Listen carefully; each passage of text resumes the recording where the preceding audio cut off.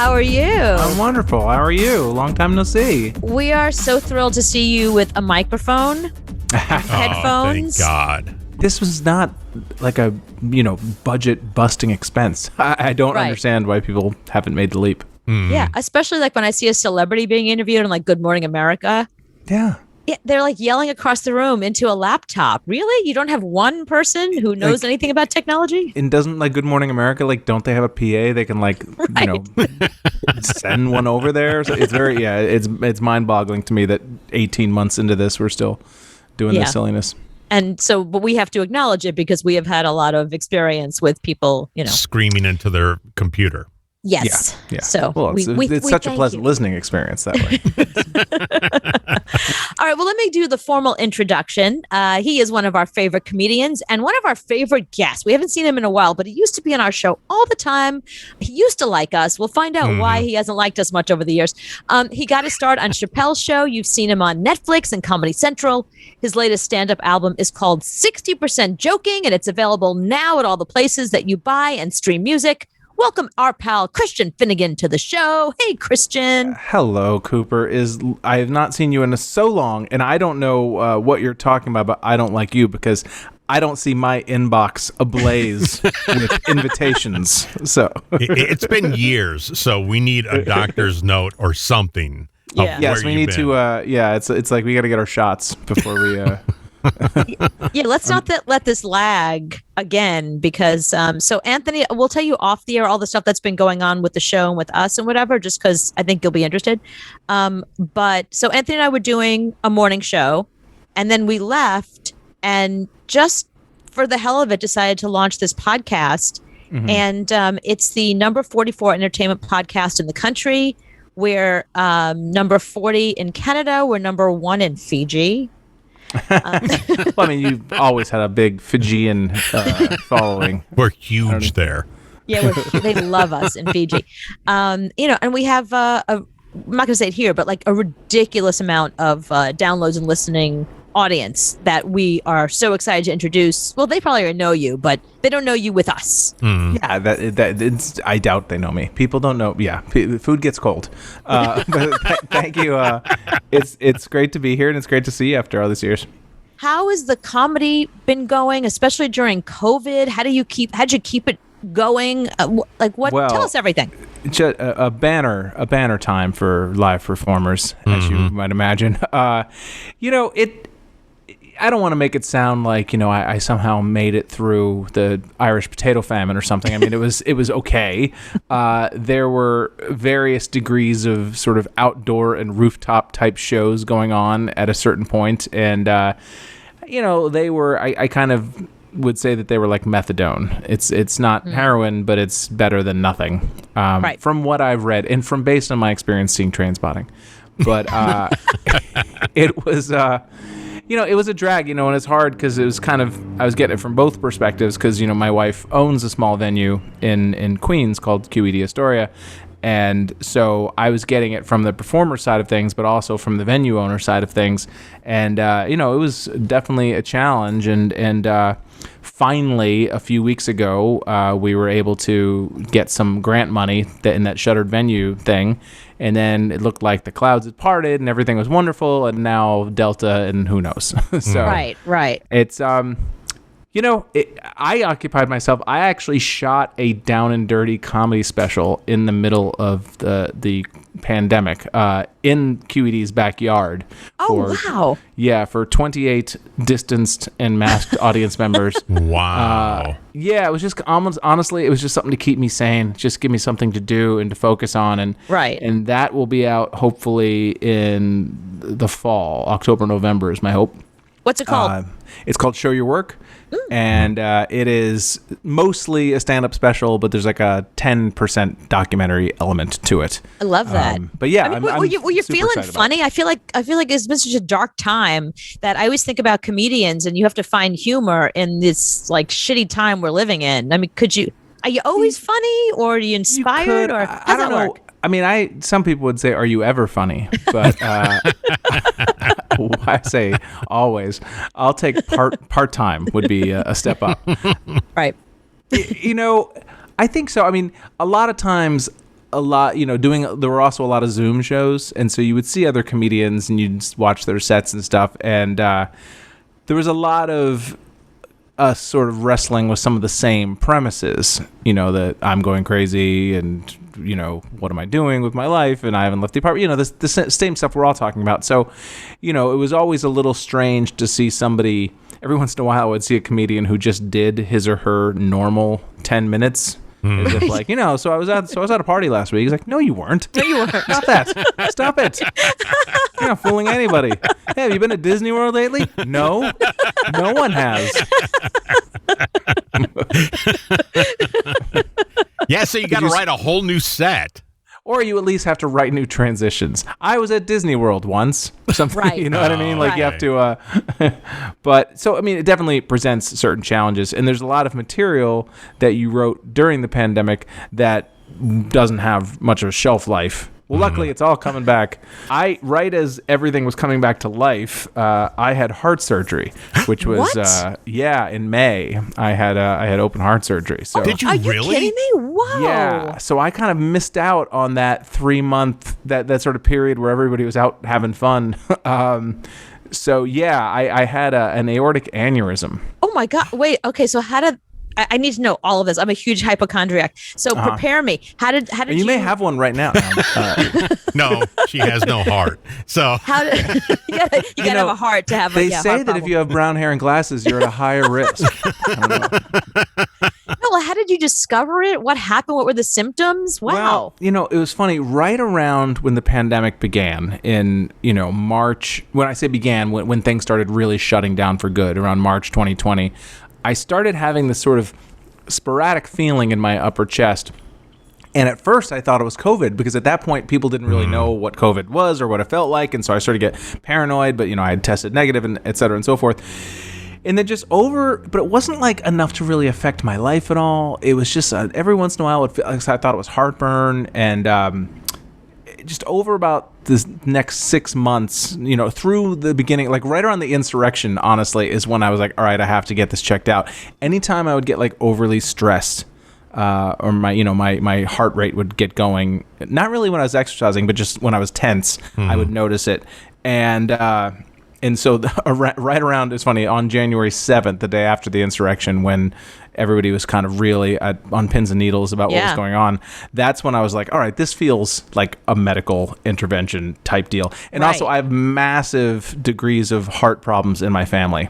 Like multiple family members have passed away from heart-related stuff. And so I kind of knew that I had to take it seriously. And, it only took me a few months to go get that checked out.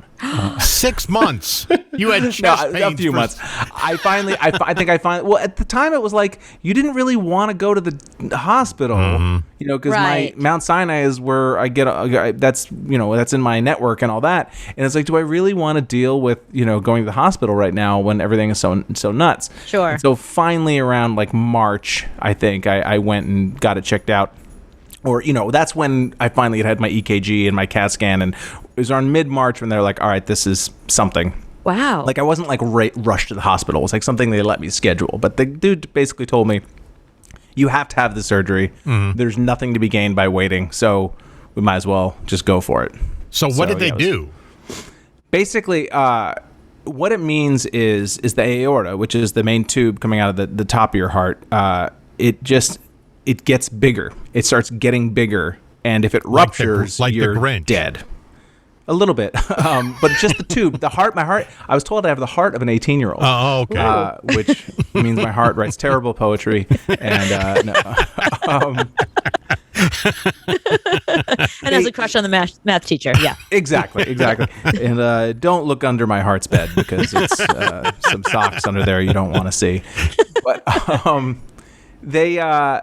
Like Jonathan Larson, the guy who wrote Rent, he died because he had an aortic aneurysm and it was uncaught and it ruptured. And so it's not, it gets bigger and bigger over time. And so they have like some time to know, like, all right, if it gets to this many centimeters, then we've got to like do this right now. And I wasn't quite there yet, but it was going to get there. But what they do is they saw into your chest, and they split you open and they cut a part of your, like, right, mine was right at the stem, like right where it meets the heart. Yeah. And heart valves, most people have what they call a tricuspid valve, which basically looks like a Mercedes symbol, where it's like three flaps that open and close. I have what they call a bicuspid valve, which is just two flaps, and apparently that makes you more susceptible to this particular genetic defect. And did you not know you had that until they I did cut not. you open? I did not know that.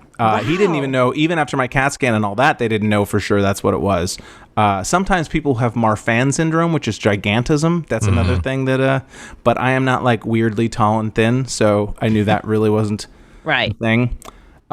So then they replaced it with, I don't know, like a hollow out USB cord or something, and now then they sew you back up, and mostly a lot of the recovery is just your breastbone healing. Right.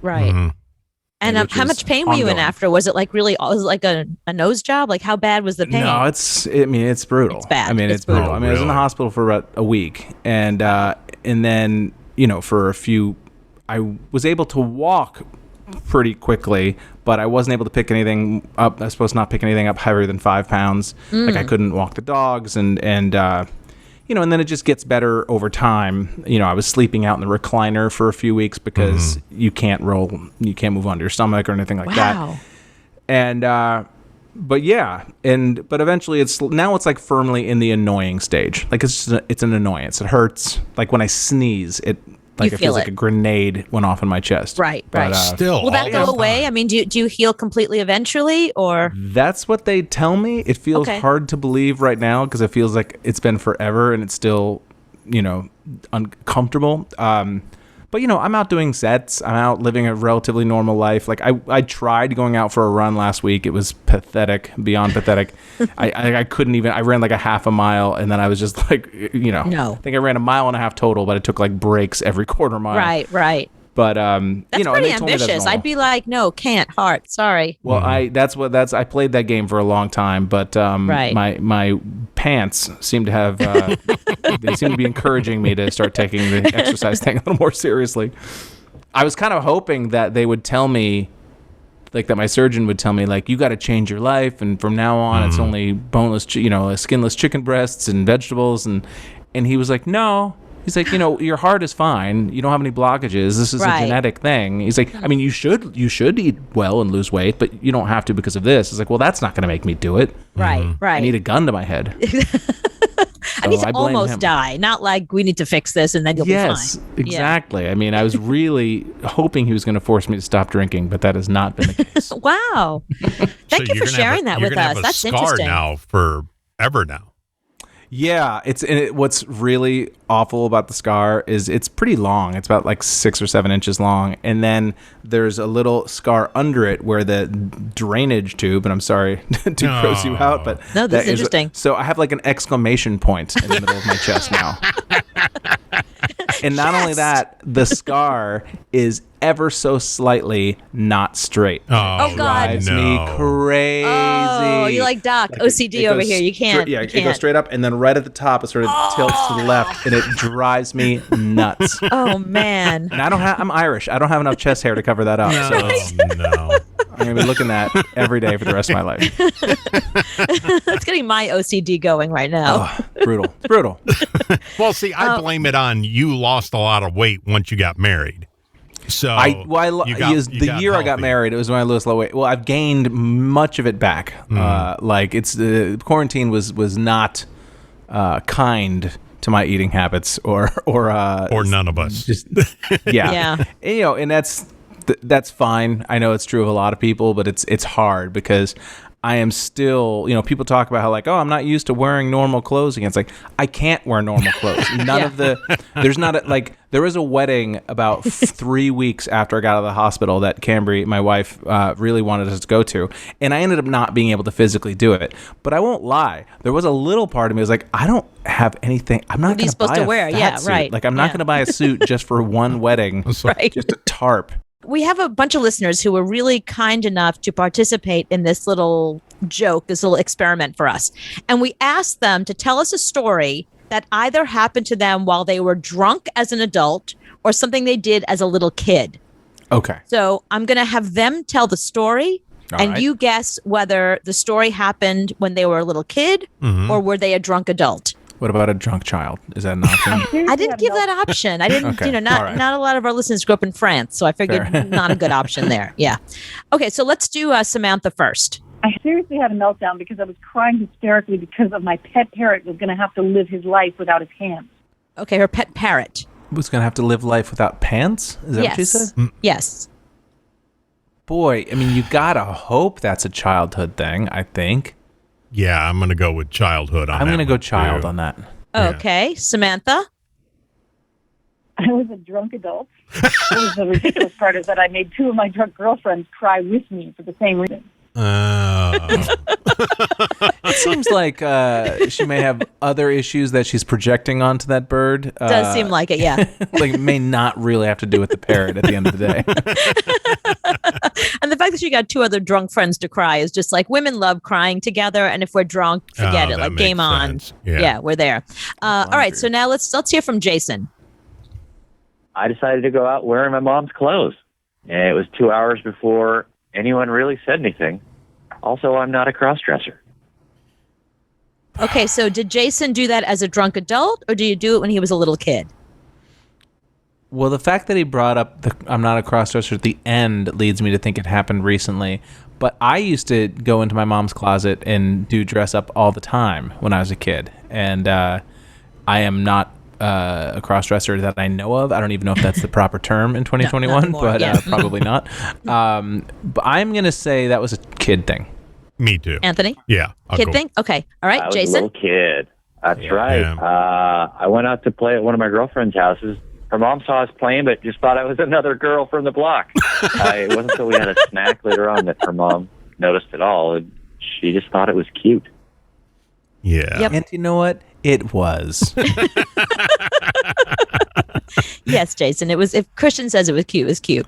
All right, Michelle, what's your story? I was dancing, and I tried sliding on my knees across a rubber dance floor, and I came to an immediate stop. I mean, I skinned my knees, I split my dress. It was the worst. All right, so did Michelle do that little dance and skin her knees and split her dress when she was a little kid, or is that a classic drunk adult story? Classic drunk adult. Yeah, I agree. I think. Yeah, I agree with that. All right, Michelle. Wedding or I was actually in the 4th grade, and I was turning it up not to impress a boy I had a crush on. And needless to say, he never even noticed until I started crying. Shocking that we never got together. Yeah, the 4th grade trying to impress a boy. Well, there's nothing stopping you, ma'am, from reliving that as a drunk adult. There's no reason to keep that memory fossilized in your childhood. That's a good point. All right, let's hear from Marcus.